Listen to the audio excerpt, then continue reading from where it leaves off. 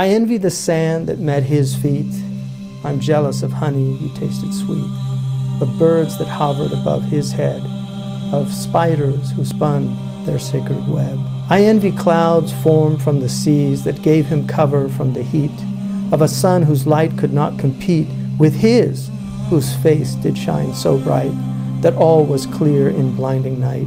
I envy sightless trees that gazed upon his form completely dazed, not knowing if the sun had risen, but felt themselves in unison with those who prayed and fasted too, simply because he told them to, with truth and kindness, charity, from God who gave such clarity.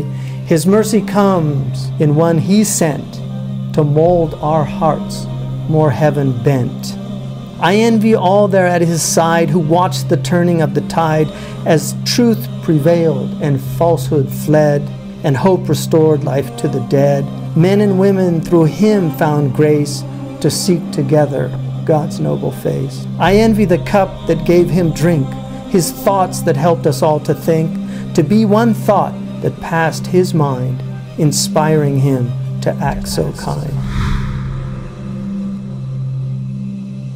For me, this world is not one jot, if I could simply be a thought. From him to God throughout the ages, as revelation came in stages. I pity all who think it odd to hear him say there is one God, or he was sent by God to men to hone their spirit's acumen. It's pride that blinds us from the sight, that helps good men to see his light. He taught us all to be God's slaves, and he will be the one who saves humanity from sinful pride. Muhammad has God on his side. So on this day, be blessed and sing, for he was born to grace our spring with lilies, flowers, life's rebirth in a dome of green like his on earth. Ibn Jusay said was absolutely true. We could never say that.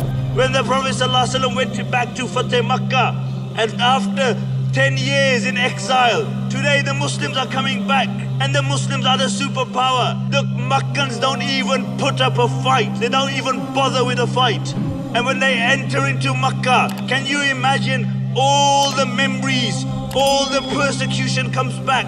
By Allah, there was never a day where there was not a new persecution, not a morning with a new trial, not an evening with a new tribulation. Can you imagine they enter into Makkah and they see the place where Sumayya radiallahu anha is martyred.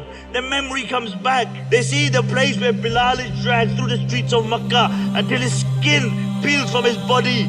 They see the place where Khubab is made to lie on hot charcoal until his skin melts from his body. They see where they were boycotted for 2.5 years. All these memories come back.